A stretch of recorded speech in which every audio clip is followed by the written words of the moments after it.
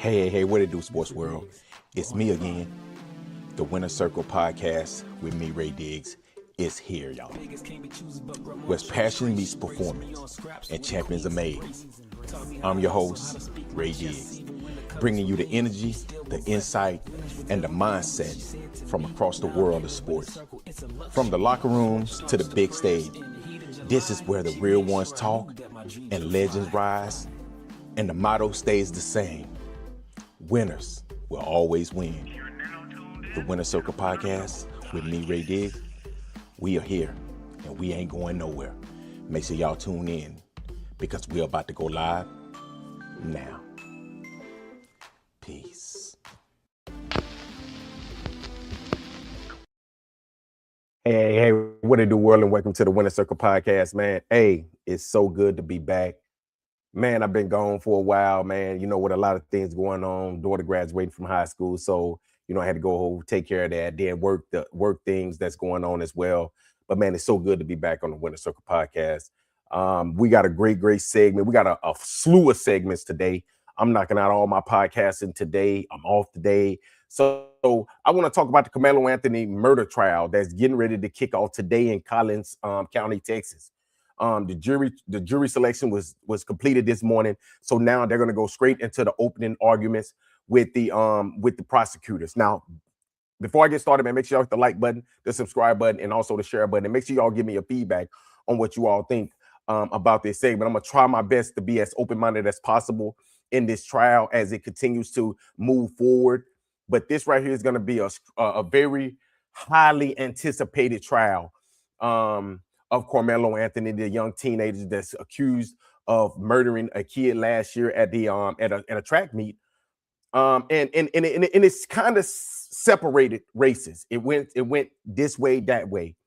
A lot of people went over here with Karmelo Anthony. They felt like, oh, this right here was a big muscular white guy. That's right there what he was supposed to do, protect himself. And he's claiming self-defense, but the more I looked at this case, it's going to be very hard to prove, even though I know Texas have a very weird self-defense law, stand your ground law. But I think that I don't know if this right here is going to be a self-defense law. I'm looking at it like this. I'm going to wait to the opening arguments. I want to see the video because they have video of everything that happened. We haven't never seen this. Also, I want to say that it's not going to be no cameras, no audio, no live screen. So somebody inside the courtroom is going to have to be updating us. And that's how we're going to have to be able to do like our reactions on this trial. But I'm hoping that somebody in there that can take really good notes so we can actually get to see what is really going on inside this courtroom as this thing gets ready to kick off. But this is a very a sad situation, as y'all know. Last year, Karmelo Anthony, the young kid from Texas, they was at a track meet. It was raining, and the kid, from what I'm hearing, the police report says that the kid walked up. It was a confrontation, and next thing you know, the kid, Austin Andrews, may he rest in peace, love and condolences to his family. Austin Metcalf, he was stabbed in the chest and ended up passing away from that stabbing. So Karmelo Anthony was pretty much arrested for murder. And a lot of people are saying that it was self-defense. A lot of people are saying that it's clear-cut murder. I made a video on this right here. I gave my opinion on it. I don't know if I can say, I don't know if I can give him self-defense off of what I'm hearing.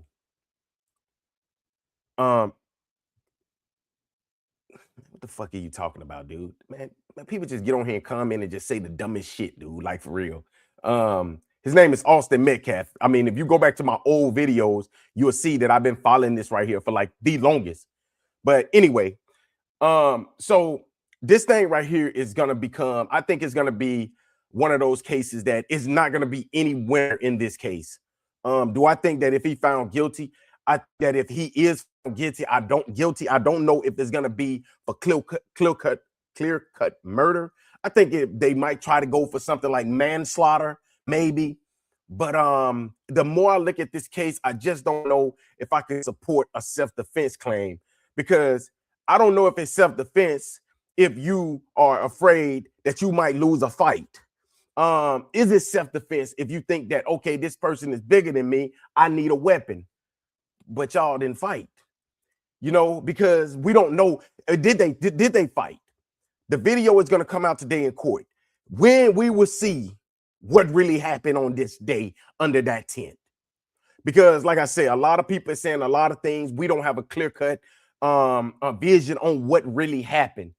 But what to expect from the trial? I think it's going to be extensive testimony from eyewitnesses who was actually there during the confrontation, video evidence and forensic evidence surrounding this murder. This is everything that I think that they're going to have to that's going to be expected at this trial right here. The battle between prosecutors and defense attorneys over whether Anthony reasonably feared seriously bodily injury, and that's right there how you have to fear physical serious bodily harm before you can commit something like this and say it's self-defense. Like, I have to really fear for my life. Getting my ass whooped ain't really fearing for my life, honestly. I mean, it could be, but is it really? Because I possibly can win the fight. You see, so I don't know if that's going to be able to hold up. That's why I'm so worried about that self-defense. And also, it's heavily focused on Texas self-defense law and whether bodily force was justified under these circumstances. So these are the things that I'm going to expect, and why. And now I also wrote some notes down to say why self-defense could be very difficult to prove. First, prosecutors are expected to argue that the verbal dispute escalated into a fatal stabbing and that the level of force used was not reasonable under the circumstances. And that's right there what I've been arguing and saying. I don't know if this right here was warranted. I don't know if a fight or argument is just something that I can say, yes, he acted in self-defense.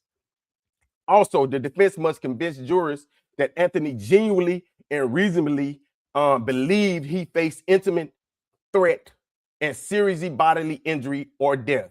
Also, the witness account, video evidence, the action leading up to the stabbing will be heavily scrutinized. I think that that's going to be what we're looking at. What happened leading up to this fight? That's what we want to see. We want to see what happened leading up to the fight. Was Austin Metcalf? Was he on top of Karmelo Anthony?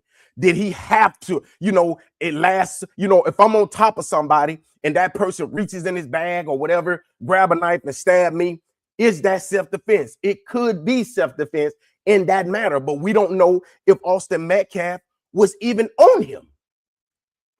We don't even know if it was just an argument and he pushed him, and next thing you know, he reaches inside his bag or whatever and come back and stab him. Now that, I don't know if you can prove that is self-defense. I don't think that is self-defense. That's just my opinion. And also, at the end of the day, the trial is not expected to center on whether Anthony stabbed Metcalf. The facts is largely undisputed. The key question for the juries will be whether the stabbing was lawful self-defense or criminal homicide under the Texas state law. That's what it's going to come down to. We already know he did it, but we want to see, they're going to have to prove that he acted in self-defense. His defense team is going to have to prove that. While the prosecutors is over here saying, we're going to show y'all without a reasonable of a doubt that Karmelo Anthony clear-cut killed Austin Metcalf. And I like I said, man, I don't think it's gonna be no winners in this. This is gonna be a heavily scrutinized trial. I think you got the black race over here that's gonna say, I think that it should be moved to a different county. It should be moved here. I think that the black community is gonna say, we think that this is who should be the jurors. I already saw the video. I saw a video this morning that was pretty much already criticizing the judges. I've watched a lot of trials, y'all. I've watched so many trials. It's crazy. Judges really don't really control nothing. The judges is there listening. That's it. It's the jurors that make all the decisions. Now, do I think the judges have maybe have a little bit of pull? But I don't know if judges can sway a jury to make a decision, because it's been some trials that I watched that I'd be like, damn, that dude should have been found guilty. Or this young lady should have been found guilty, and they didn't. So I mean, a lot of people say Diddy should have been found guilty. A lot of people say Alicia Andrews should have been found guilty. I watched the Govan Hernandez trial. I think he should have been found guilty. So I don't think that a judge really, and then they saying, oh, the judge is a Republican. I think we got to get away from this right here. I'm hoping for a clear-cut trial where, you know, this person commit this crime in self-defense, or did this person commit this crime and it was a homicide? He actually killed this kid. That's right there what I want. I'm hoping that both sides come. I mean, this right here, I think they both have good cases.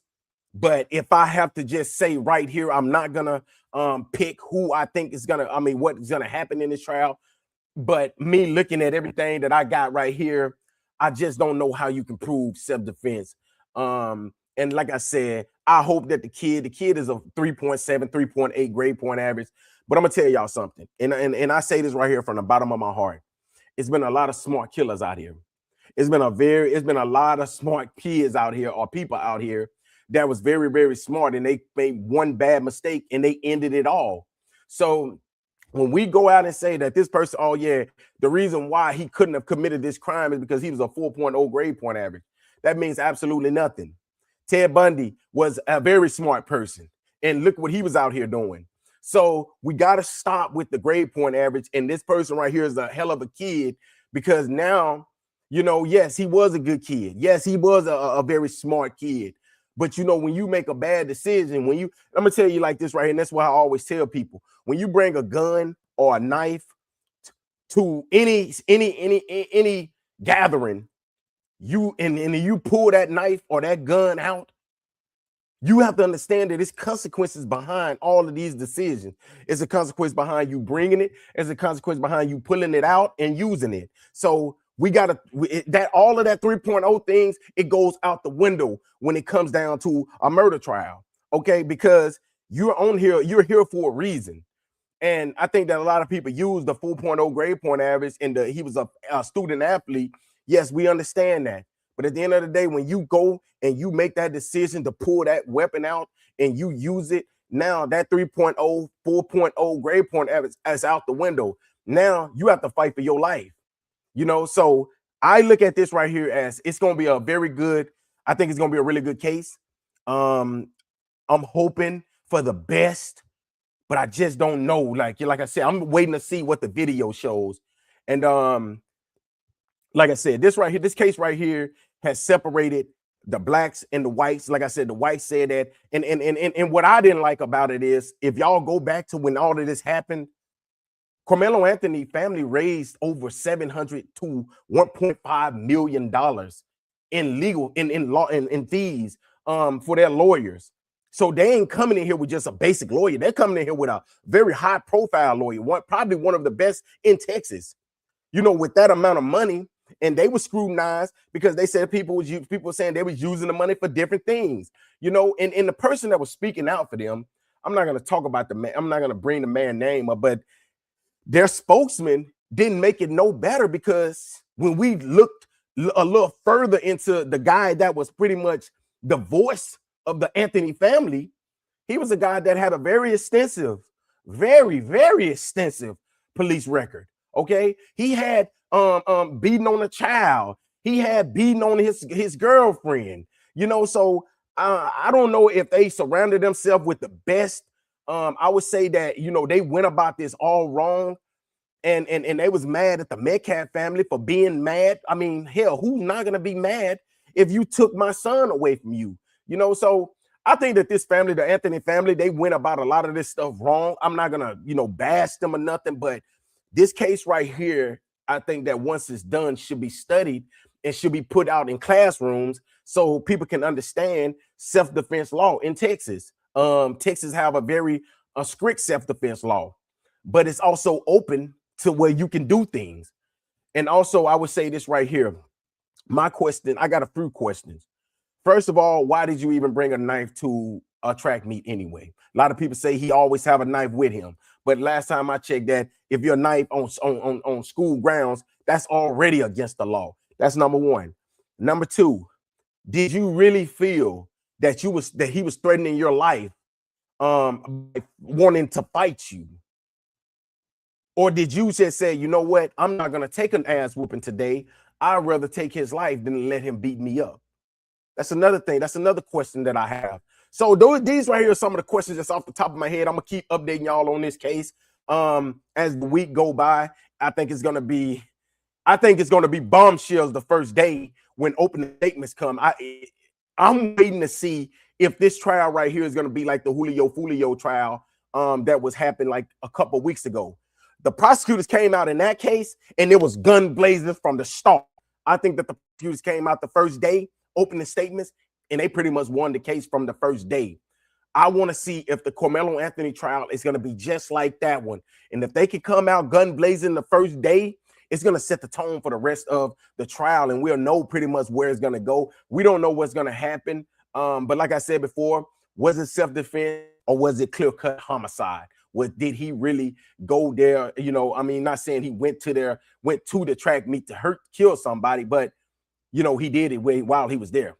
But y'all let me know what y'all think, man. Make sure y'all thank y'all for commenting. Thank y'all for the likes, man. I appreciate it. But we're going to keep updating on the Karmelo Anthony trial as it gets underway in Collins County, Texas today. It's going to be bombshells. I can tell y'all that. But thank y'all again.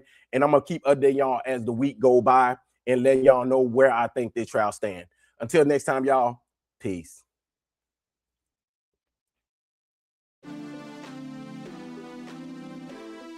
Mr. Diggs, we're on in 5. Vegas can't be choosers, but grandma chose Trace. She raised me on scraps.